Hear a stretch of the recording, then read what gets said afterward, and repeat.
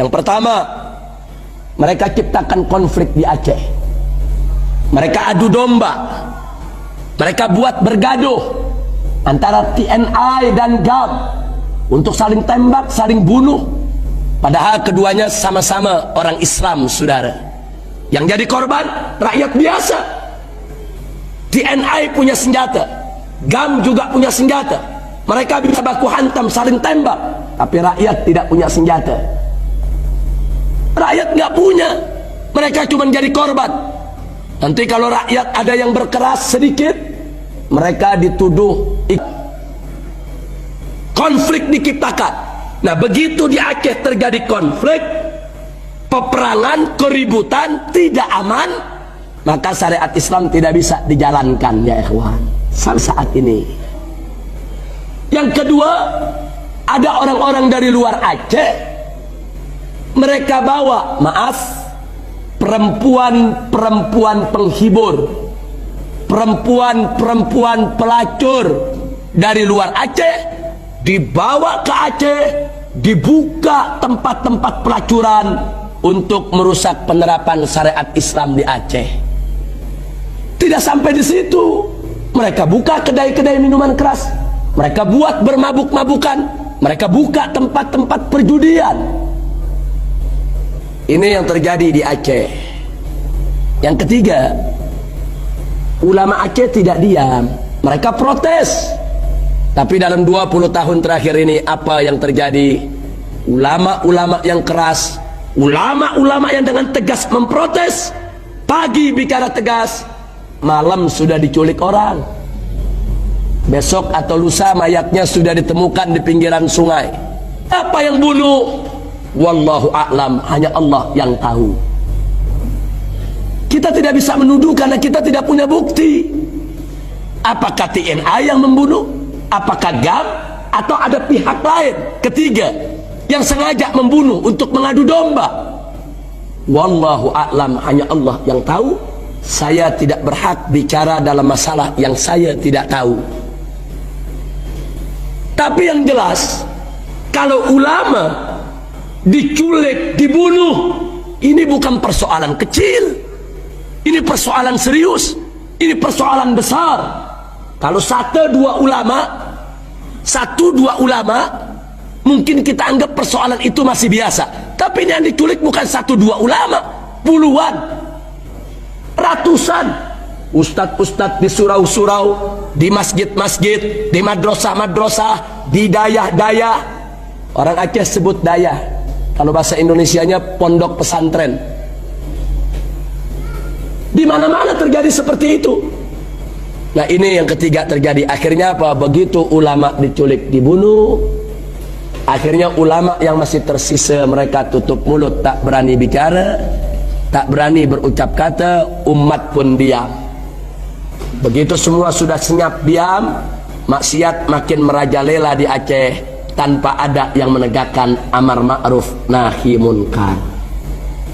Itu persoalannya yang ada di Aceh. Karenanya jawaban kita kenapa harus terjadi di Aceh?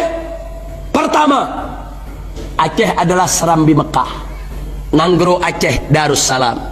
Demi Allah, Allah tidak akan ridho, Allah tidak ridho suatu wilayah yang disebut Serambi Mekah, Nanggro Aceh Darussalam, yang disebut sebagai wilayah syariat, tahu-tahu dirusak oleh maksiat, dikotori oleh tangan-tangan jahat. Allah tidak ridho. Maka itu Allah kirim bencana ke Aceh. Artinya apa? Dengan bencana tersebut Allah ingin menyamak semua kemaksiatan yang ada di Aceh.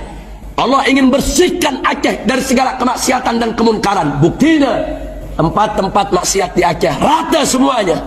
Masya Allah. Jadi Allah yang turun tangan. Ini wilayah syariat, ini Serambi Mekah.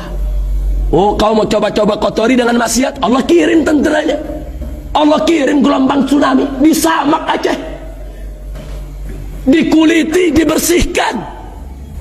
Masya Allah. Itu jawaban yang pertama. Yang kedua, Allah pernah berfirman dalam hadits qudsi. Apa kata Allah? Man adari waliyan faqad adzantuhu bil harbi. Barang siapa yang mengganggu aku punya wali, kata Allah, maka niscaya aku umumkan kepada orang tersebut bil harb, dengan peperangan. Masya Allah, saudara, Allah mengumumkan perang kepada siapa saja yang mengganggu wali Allah.